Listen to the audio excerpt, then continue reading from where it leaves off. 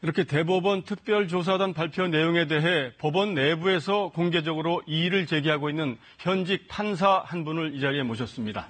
사법정책연구원의 차성한 판사를 만나보겠습니다. 차 판사님 어서 오십시오. 네, 현직 판사로서 어려운 걸음 하셨는데 이제 지난 정권에서 강도 높은 뒷조사를 이제 당한 장본인이신데 심경이 어떠신지요? 처음 알았을 때는 사람에 대한 좀 의심이 심해지고요. 그다음에 사실 얼마 되지도 않는 제 재산을 조사한 거에 대해서는 이제 분노와 사실 비참함도 좀 들었습니다. 근데 이제 보고서 내용을 보면 뒷조사는 했지만 인사상의 불이익은 없었다. 실행이 안 됐다. 그래서 죄가 아니고 고발도 할 수 없다. 이제 이런 논리인데 이 부분에 대해서는 어떻게 생각하세요? 근데 그 판사에 대한 광범위한 사찰 그 자체가 훨씬 더 심각한 저는 행위라고 생각을 합니다. 반대 목소리를 내는 판사들의 표현의 자유를 억압하고 그다음에 그런 단체들을 축소 해체하려고 했던 것 그거 자체가 심각한 불이익이라고 생각합니다. 이제 뒷조사를 한 부분, 이 부분은 이제 인정을 하는 거 아닙니까? 이 부분은 법리적으로 어떻게 문제가 될 수 있습니까? 그러니까 국정농단에서 많이 문제가 됐던 결국 직권남용죄가 문제가 됩니다. 그 직권을 남용하여 의무 없는 일을 하게 하거나 아니면 권리 행사를 방해해야 되는데요. 예를 들어서 저 같은 경우는 그런 거를 통해서 또 단체 같은 경우는 그런 걸 통해서 표현의 자유를 억압당하지 않습니까? 그런 것들이 권리 행사를 방해당하는 것이고 그리고 심의관들은 사실 자기가 그런 위법한 보고서를 작성할 의무가 없거든요. 근데 그런 의무 없는 일을 함으로써 그런 직권남용죄의 구성요건을 충족할 가능성이 있다고 생각을 합니다. 제가 판사로서 유무죄의 확신까지는 아니지만 검찰 수사가 필요한 정도는 분명히 존재합니다. 그러면 차 판사님 이외에 본인과 성향이 비슷한 다른 판사님들도 이런 인사상의 불이익이라든지 또는 뒷조사라든지 이런 거 받은 게 혹시 있었나요? 네, 예를 들어서 특히 이제 인사모라는 조직이 있는데요. 거기 있는 판사들은 많이 당했고 심지어는 검토 보고서에 이분들에 대해서는 선발성 보직이나 해외 연수 선발에 있어서 정식의 인사상 불이익을 주자는 검토까지 있었습니다. 근데 이제 인사총괄 심의관실에 그 추가 자료를 요청을 했는데 그쪽에서 거부를 했는데 그런 자료들도 확인하지 않고 불이익이 없다는 결론을 내렸고 그리고 사실 또 그런 분들 소위 찍힌 판사들 같은 경우는 형사재판 특히 이제 서울중앙의 민감한 형사재판은 담당하지 못한다는 그런 루머가 사실 많이 돌았거든요. 그런 부분들도 조사가 안 돼 있기 때문에 인사상 불이익도 없었다고 단정할 수는 없다고 생각을 합니다. 아, 그렇군요. 그러면 이런 부당한 일을 저지른 분들에 대해서는 어떤 조치가 이루어져야 한다고 보십니까? 그러니까 법에 따라서 합당하게 직권남용죄 그리고 여러 가지 범죄 행위에 대해서 수사 의뢰와 처벌이 필요하다면 이루어져야 된다고 생각을 합니다. 이제 판사 사찰도 문제지만은 더 심각한 건 재판 개입인데 그 보고서 내용을 보면 예측 불허의 돌출 판결이 선고되지 않게 조율을 한다고 되어 있거든요. 이 부분을 재판 개입이라고 해석을 하는 건가요? 어떻습니까? 그러니까 예를 들어 심의관이나 총괄 심의관이나 실장 이런 사람들이 직접 한다든가 아니면은 아는 동기 판사 이런 걸 통해서 재판장이나 주심 판사에 전화해서 물어보는 거죠. 사건이 잘 진행되냐, 그리고 어떤 게 문제냐, 선고를 언제 할 거냐 이런 사실은 재판부만 알 수 있는 그런 어떤 비밀스러운 정보를 빼내서 예측 가능성 있는 판결을 확보하는 것 그런 행위 자체가 재판 개입에 해당할 여지가 있다고 생각을 합니다. 아, 그렇군요. 좀 구체적으로 더 들어가 보면 원세훈 전 국정원장 선거법 관련 사건 같은 경우에 보면 대법원 판결이 나오기도 전에 법원행정처가 해당 재판장한테 전화를 사전에 검토 보고서를 냈다고 하죠. 이런 부분도 재판에 개입이 됐다 이렇게 보시는 거죠. 그러니까 이게 영화에서 보듯이 대법원장이나 행정처 고위 법관이 재판장한테 전화해가지고 이렇게 해 저렇게 해 사실 저희 법원이 그 정도 수준은 아닙니다.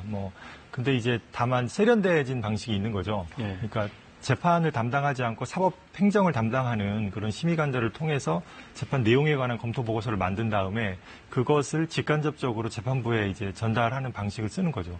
이제 그걸 통해서 재판에 큰 영향을 미칠 가능성이 분명히 존재한다고 생각을 합니다. 통진당 사건 같은 경우 보면 법원행정처 고위 간부가 해당 재판장한테 전화를 해서 판결에 대해서 이런저런 의견을 개진했다고 되는데 이것도 재판에 개입을 했다고 보시는 거죠?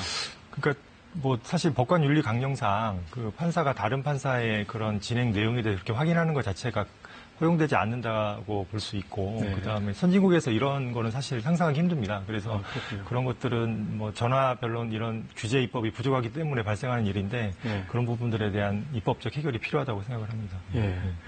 그러면 이제 또 다른 형태인데 재판 절차를 지연시키거나 선고 날짜를 지연시키거나 이런 것도 재판 개입에 해당된다고 보십니까? 그러니까 이게 너무 재판 결과에만 이제 사실 관심을 가지는 것도 문제라고 생각을 하는데요. 사실 판사로서 재판을 하다 보면 언제 판결을 선고할 것인가, 이 진행 속도를 빠르게 할 것인가, 늦게 할 것인가, 이것도 되게 중요한 그런 경우가 발생합니다.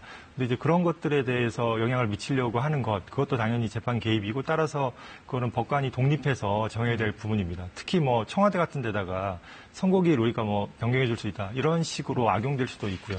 네, 그렇군요.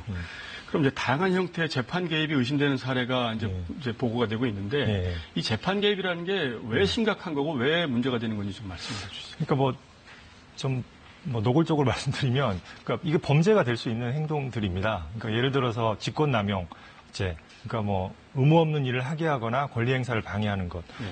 담당 심의관들은 재판 개입에 뭐 그런 내용의 보고서를 작성하는 의무가 없죠. 그건 위법한 명령이니까 복종 의무가 없고, 그런 것들에 대해서 보고서를 작성하는 것 자체가 의무 없는 일이고요. 그다음에 재판장이 재판의 독립에 따라서 자신이 독립적으로 해야 될 그런 부분들에 대해서 관여받는 것, 그거 자체가 권리 행사 방해로서 문제되고, 그런 민감한 어떤 심증, 그다음에 어떤 선고기일 이런 정보가 나가는 거는 직무상 비밀로 누설로서 평가될 여지가 충분히 있습니다. 네, 그렇군요. 지금 이제 세 차례에 걸쳐서 지금 조사를 한 거 아니겠습니까? 그렇죠. 근데 세 차례 다 그 양승태 전 대법원장이라든지 당시 법원행정처장에 대해서는 조사가 안 이루어졌는데 이 부분들에 대해서는 어떻게 조치가 이루어져야 된다고 보십니까? 그러니까 뭐 그분들이 이걸 보고 받았는지 여부는 계속 제대로 조사가 안 되는데요. 뭐 저도 알 수는 없습니다. 뭐 보고서에 일부 전 행정처장에게 보고됐다는 게 뭐 일부 보고서에 있는데 바로 그런 부분들을 확인하기 위해서라도 그 수사가 필요하다고 생각을 합니다. 그렇군요. 이렇게 그 판사 사찰이라든지 재판 개입이라든지 이거 한 분들도 다 판사들일 텐데 이분들은 어떻게 처리가 돼야 된다고 보세요? 그러니까 뭐 실장, 총괄 심의관 뭐 사실 제가 아는 분도 있습니다. 근데 그 10수명의 판사님들을 보호하기 위해서 만약에 이걸 덮고 넘어간다면 사실 3,000명의 판사들이 묵묵히 일하고 있거든요. 그분들조차 다 불신당하고 사법부가 신뢰를 얻을 수 없습니다. 저도 마음이 안타까운 면은 있지만 저희가 법에 따라서 원칙대로 처리해야 된다고 생각을 합니다. 네, 그렇군요. 마지막으로 그 이번 조사단 결과에 보면 비공개 문서가 있다고 하던데 이 부분도 공개가 돼야 된다고 보십니까? 어떻습니까? 그러니까 뭐 예를 들어서 청와대의 민주적 정당성 부여, 뭐 세월호 사건, 뭐 적정 배당 방안, 그다음에 뭐 조선일보 첩보 보고. 그러니까 왜 행정처가 이런 내용의 문건을 작성하는지 제목만 봐도 좀 의구심이 드는 문서들이 있습니다. 그래서 사업행정권 남용의 의심이 있기 때문에 그런 부분들에 대한 조사가 필요하다고 생각을 합니다. 네, 그렇군요. 오늘 시간 관계상 여기까지만 듣도록 하겠습니다. 지금까지 사법정책연구원의 차성한 판사였습니다. 오늘 말씀 고맙습니다. 감사합니다.